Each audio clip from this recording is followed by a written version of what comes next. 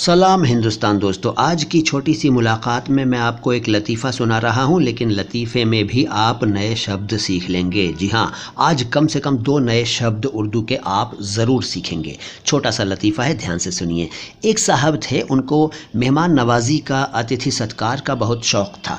वो अक्सर अपने घर पर कोई ना कोई मेहमान ले आते थे।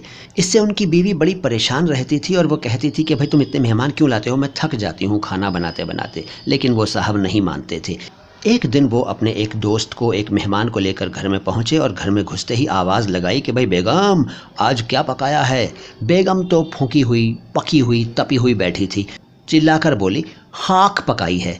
ये सुनकर वो साहब थोड़ा सा सक पका गए कि भाई गेस्ट के सामने इंसल्ट हो गई है तो। लेकिन तुरंत अपने आप को संभाला और दोस्त से बोले, अरे भाई आज हमारे घर में गोश्त पका है, गोश्त बना है। अब वो दोस्त हैरान हुआ कि भाई तुम्हारी बेगम तो कह रही है कि खाक पकी है और तुम कह रहे हो कि गोश्त पका है, ये क्या चक्कर है। इस पर वो साहब बड़े फ़ख्र से बोले कि हमारी बेगम बहुत ज़्यादा पढ़ी लिखी हैं, उन्हें अरबी और फ़ारसी का बहुत ज्ञान है, वो अक्सर पहेलियों में बातें करती हैं। अब उन्होंने कहा है ना कि खाक पकी है, तो सुनो, खाक शब्द जब हम उर्दू में लिखते हैं तो उसको लिखते हैं खे अलिफ काफ। जब इसको उल्टा कर देते हैं तो ये बन जाता है काफ अलिफ खे और ये कहलाएगा काख। तो काख का मतलब होता है महल यानी पैलेस, और महल जब हम उर्दू में लिखते हैं तो मीम हे और लाम महल, और महल को उल्टा कर दीजिए तो बनेगा लहम, लाम हे और मीम लहम, और लहम का मतलब होता है गोश्त।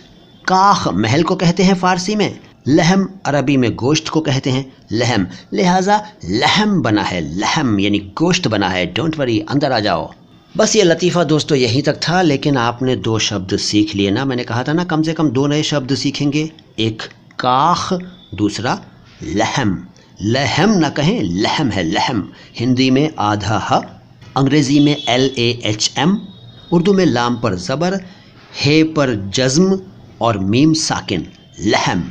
सलाम हिंदुस्तान।